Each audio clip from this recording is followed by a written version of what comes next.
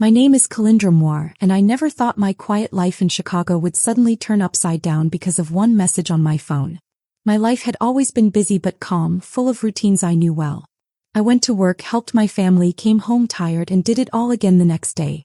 I did not expect anything big to happen. I did not expect my world to change in just one moment. That moment happened right after I finished a very long double shift at the hospital. I was so tired that my legs felt like jelly. They were heavy and numb, and each step felt slow. I was still wearing my hospital scrubs, and they were warm from the bright lights inside the building. My head hurt, my back hurt, and all I wanted was rest. As I sat down and finally checked my phone, it buzzed with a message. It was from my credit card app. At first, I thought it was nothing important. But when I opened it, my heart dropped. There was a charge so big that my eyes could not understand it at first. I blinked and looked again, thinking it had to be wrong. $15,000. I stared at the number for a long time. I thought maybe the app was broken. Maybe someone made a mistake. Maybe it was a test charge. But it was real. The charge was for a luxury cruise. A very expensive vacation on a big ship. I had never booked a cruise. I had never talked about taking one. I had not even heard about this trip before. When I followed the details and saw where the charge came from, my stomach turned cold. It was from my own family. At that moment, something inside me stopped moving. It was like a door inside my heart closed very quietly. For many years, I had helped my family without asking questions. I paid for things they called emergencies, even when they were not really emergencies for me. I covered bills that were forgotten. I gave rides, money, time, and energy without complaining. I did favors that were not really favors because they were expected from me. I was given big responsibilities when I was still very young. I did not understand how heavy they were back then. I just knew that if I did not help, things would fall apart. So I helped. Again and again. But this was different. This was not a small favor. This was not a misunderstanding. This was not something I could quietly fix and forget. This was a message. The message said, "Your life does not matter as much as ours."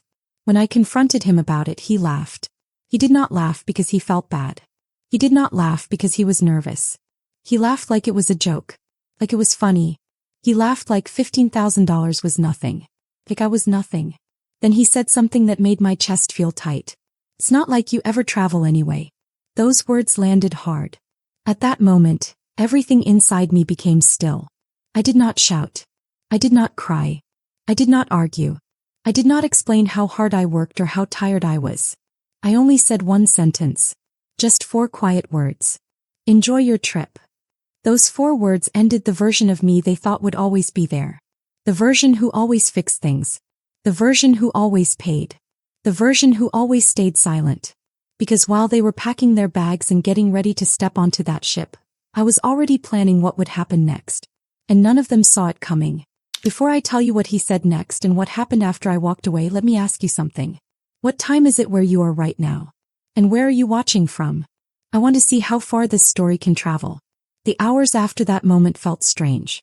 Everything felt clear, like my mind had stopped fighting the truth. I did not know how to explain it, but my thoughts felt sharp, like I could finally see things the way they really were. Growing up in Chicago taught me early that some families live by quiet rules. These rules are never written down. They are never explained. You just learn them by living inside them. My family had these rules long before I was old enough to understand them. My father believed that being in charge meant no one should question him. He believed that authority worked best when it was silent and firm. My mother was softer. She used gentle words and caring tones. But often her kindness hid the fact that she always gave in. Between them, I learned to notice needs before anyone spoke. I learned to fix problems before they became loud. I learned to carry stress so others did not have to. I did not have a name for this when I was a child. I just thought responsibility was something you were born with. I thought it was normal. When I was old enough to work, I saw how much my help mattered. I took part-time jobs after school. Those jobs turned into year-round work. The money I saved rarely stayed with me. There was always another bill. Another fee someone forgot to pay. Another problem that somehow became my job to fix. If my sister Zephyr wanted new clothes, I found a way to pay. If she needed a ride across town, I changed my work schedule. If my father lost his wallet again, I reached for my money before he even asked. None of it felt strange because it had always been like this. College was supposed to change things. That was what I believed. I thought going to school would give me space. I thought independence would come naturally. I joined a healthcare program. I went to classes during the day and worked long nights moving patients around the hospital. I was tired all the time, but I told myself it would be worth it. I believed that once I finished school, life would be easier. But nothing really changed. Phone calls followed me everywhere. Insurance payments were late. Car repairs suddenly became urgent. School costs for Zephyra appeared without warning. My mother would say she forgot. My father would say it was important. And I would pay. I stayed quiet because I thought keeping peace was the right thing to do. People called me dependable. They said I was strong. I wore those words like a badge. They helped me ignore how empty I felt inside. After graduation, I got a job at a hospital on the west side of Chicago. I saved carefully. I lived on tight budgets. I worked extra shifts. I skipped vacations.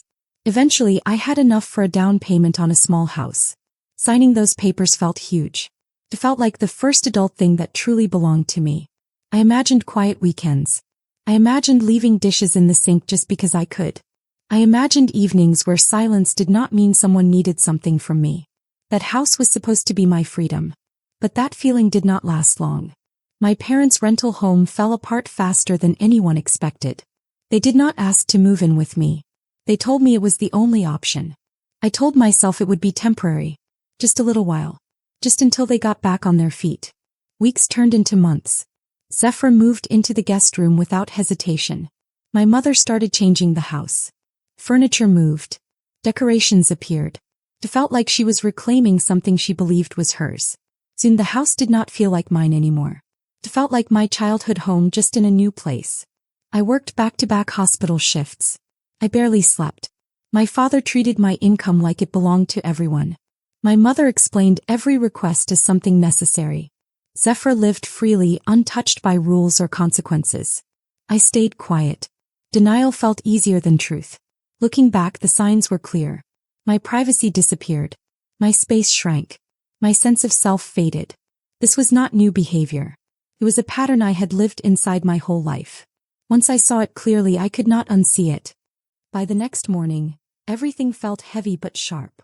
My name was on the house papers, but I barely lived there. I slept in a small rented studio near the hospital. Meanwhile, my family lived comfortably in the house I paid for. I had built safety and then stepped outside of it. At work, I shared a little of my situation with my coworker Leora. I did not explain everything. Just enough. She listened quietly.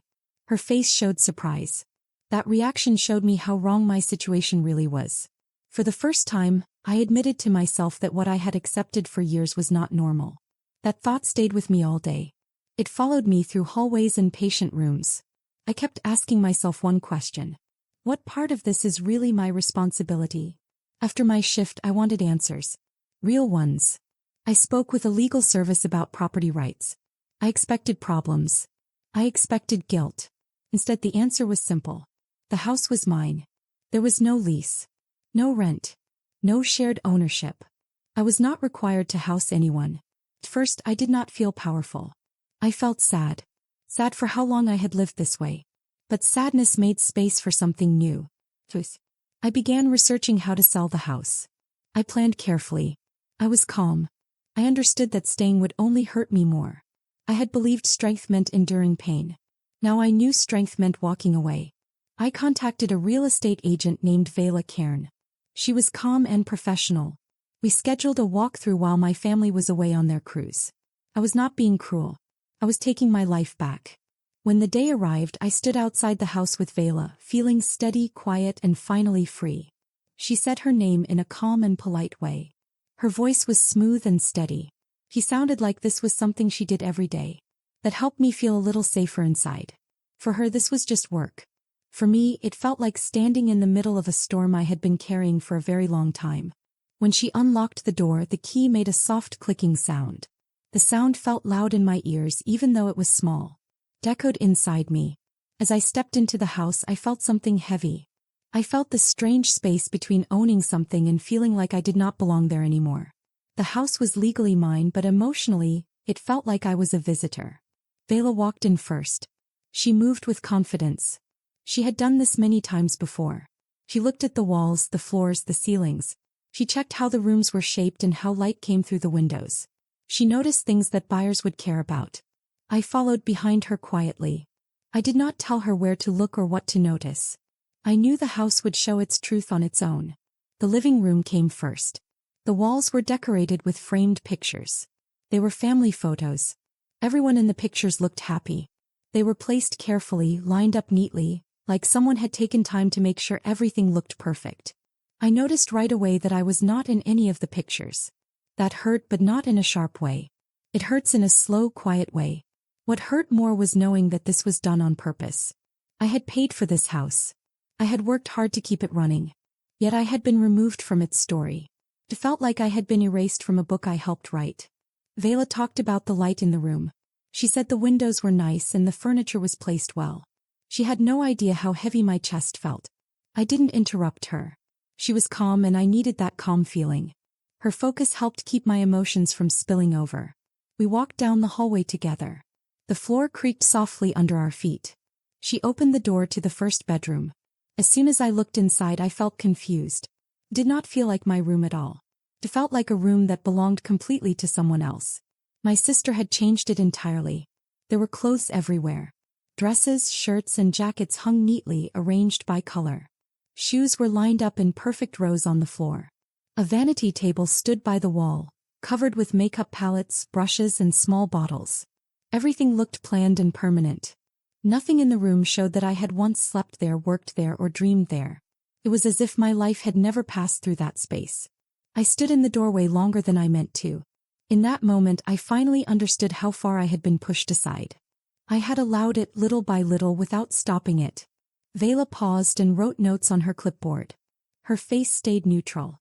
She probably saw a room that was too full and would need cleaning before selling. But to me, the room felt like a quiet sentence that explained many years of my life. We moved on. The primary bedroom was next. This room was filled with my parents' things. Clothes filled the closets. Drawers were packed. Tables and shelves were crowded. Their belongings were everywhere, settled in with ease. This room did not feel temporary. It did not feel like they were guests who planned to leave someday. It felt like they had been there forever. Their routines had shaped the space. Their lives had pressed into every corner. Standing there, I felt like I was the one passing through. Like I was the visitor in my own home. Vela continued walking and talking. She mentioned other houses in Chicago. She explained prices and how quickly homes like this sold. Her voice stayed even and professional. Grounded me. She talked about contracts, inspections, and timelines. That world felt clean and organized. It felt far away from the mess of feelings inside me. I liked that distance. It helped me breathe. The kitchen was the last room. This room carried the most weight for me. I had paid every bill connected to this space. I had chosen the appliances. Yet the fingerprints on them were not mine. The pantry was full of food I did not eat. The refrigerator held reminders of a life I paid for but never truly lived. I stood there quietly while Vela closed her folder. She looked at me with a calm, knowing expression. She said the market was strong. She said the house would sell quickly. She said she could begin the process as soon as I was ready. I did not pause to think. I was ready. I had been ready longer than I wanted to admit. Standing in that kitchen, surrounded by proof of how much I had given without receiving anything back, the decision felt clear. I told her to list the house. The listing went live sooner than I expected. Messages and calls started coming in almost immediately. Vela handled everything smoothly. She answered questions, set appointments, and kept me updated without overwhelming me. Her steady approach helped me focus on actions instead of feelings. Everything felt distant, like I was watching my life from far away. By the next day, the schedule was full of showings. People walked through the house, imagining their own futures there. I stayed away. Not because I was afraid, but because I understood my presence was no longer needed. The house had changed. It was no longer personal. It wasn't fully someone else's yet either. It existed in between, just like I did. Vela later told me the interest was strong. Buyers in Chicago were looking for houses like mine. Several people were serious. I listened quietly. I felt relief mixed with disbelief. For many years, the house had meant responsibility. Now it meant freedom. One couple stood out. Their names were Kaylin and Erilyn Dravik. Vela described them as prepared, calm, and ready. They were already approved and knew what they wanted. They were looking for a home in my neighborhood because it fit their daily lives. It was close to work. It felt stable. Hearing that brought me a quiet sense of peace. They wanted the house for honest reasons, not because someone else had made it easy for them. While the house was being shown, I returned to my hospital shifts. I moved through my work with surprising clarity. The tension that once followed me everywhere had faded. I was still tired, but the tiredness felt clean. It was no longer mixed with anger or resentment. During one shift, I handled the issue with my credit card company. I reported a charge I had not made. I filled out the forms. I sent the proof. A few hours later, the temporary credit appeared in my account. It didn't fix everything, but it felt like a small piece of control returning to me. At the same time, social media showed a different story. Photos from the cruise appeared on Zephyr's page. Smiling faces. Fancy meals. Bright sunlight on polished decks. I looked at the pictures, but they felt empty. Like advertisements. I didn't feel angry. I just recognized that I had paid for a life that wasn't really mine. At the end of the week, Vela called with news. Kaylin and Erilyn had made an offer. It was strong and simple. No conditions that would slow things down. She explained each part clearly. The offer wasn't just about money. It was proof that the change I wanted was becoming real. I reviewed the papers carefully. When I met Vela to sign, everything felt quiet. There were no arguments. No dramatic moments. Just paper, ink, and dates. I signed each page slowly. I felt calm. When the last signature was done, Vela gathered the papers and smiled. The next steps would follow a clear timeline. Inspections. Confirmations. Normal procedures. The house was officially under contract. The day my family returned came quietly. I received a notification on my phone saying the keys had been transferred. I was at work, standing in the break room. My badge was crooked. I felt no fear. No sadness. Just understanding. Somewhere across the city, they were riding from the airport, expecting to go back to a place they believed was still theirs. I didn't track their arrival. I only imagined their suitcases rolling along the sidewalk. Later, Vela messaged me. The new owners had moved in without trouble.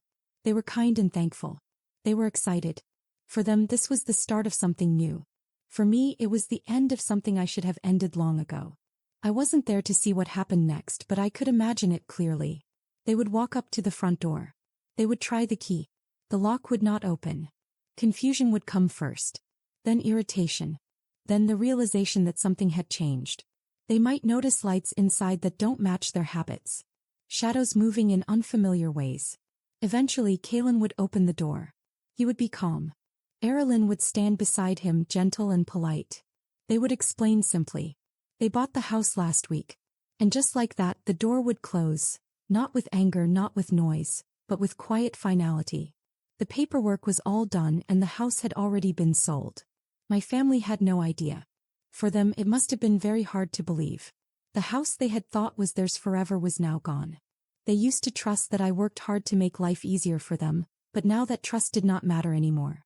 I imagined Oren staring at me sharply, my mother holding her breath, and everyone feeling confused and worried as they realized what had happened. They might ask questions. They might get upset. They might even be angry. But none of that could change the truth. While they were standing on the porch trying to understand what had happened, my phone started buzzing non-stop. At first, it was only a few calls, then it became many calls all at the same time. I didn't answer. I sat on the edge of my bed in my small apartment and let the phone buzz quietly on the blanket. The sound was soft but constant. Their worry didn't bother me. I only felt a quiet understanding that this result was always going to happen. After some time, the buzzing stopped. The room became quiet for a moment, like the air itself was holding its breath. Then the phone started ringing again, one call after another, very fast. I turned it face down, only listening to the fading sounds of what used to control me. Those sounds no longer affected me the way they once did. When the last call ended, I picked up the phone. The screen glowed softly in the dim room, showing a number that explained everything clearly. I had 99 missed calls. The hours after the missed calls passed in quietness. It felt strange, but it felt good, like finally being in a place that was completely mine. I didn't feel proud or mean. What I felt was something stronger. A calm understanding that a chapter of life had closed in a way no one could change. The world around me kept moving, but my own life started changing in ways I had never allowed before. The consequences of my choice soon appeared. Without the house, my family had nowhere safe to live. My dad's work was not steady enough for a landlord to let him rent a house, and my mom's part-time job could not pay for the deposit or rent. Zephyr had never learned to live alone. She had no savings, no plan, and no urgency until she had to face it. They ended up in a motel on the edge of the city, the kind of temporary home people stay in when there is no other choice. I didn't find this out by asking them. I learned it from a simple change of address on a piece of mail. My mom called me one more time before I blocked her number. Her voice sounded soft like it always had, but this time it was full of disappointment. She didn't ask why I did it. She didn't think about all the years of hard work I had done and how unfair things had been. She only asked how I could do something so unbelievable. I didn't argue. I didn't explain. I ended the call calmly and blocked her number. My dad never left a message, but I saw that he tried calling a few times before the calls disappeared. Silence was the only answer I could give that matched who I was becoming. With distance, things became clearer. I found a new apartment in a different neighborhood. It was small but bright, with just enough space for the kind of life that didn't need anyone's permission. I slowly added furniture, choosing things not only because they were useful but because they made me happy. I had never let myself do that before. Each choice I made in my new home quietly said, "This space is mine." I also changed my routines. I started taking walks in the morning before work, stopped staying too long at the hospital after my shifts, and let myself rest without feeling guilty. Nothing big changed outside, but inside, everything felt different. Without constant demands from others, I had space to imagine a life I had never thought about. Freedom didn't come suddenly. It came in small, steady moments where I realized I didn't owe my life to anyone else's comfort. I heard news about my family indirectly. They struggled to find a permanent home.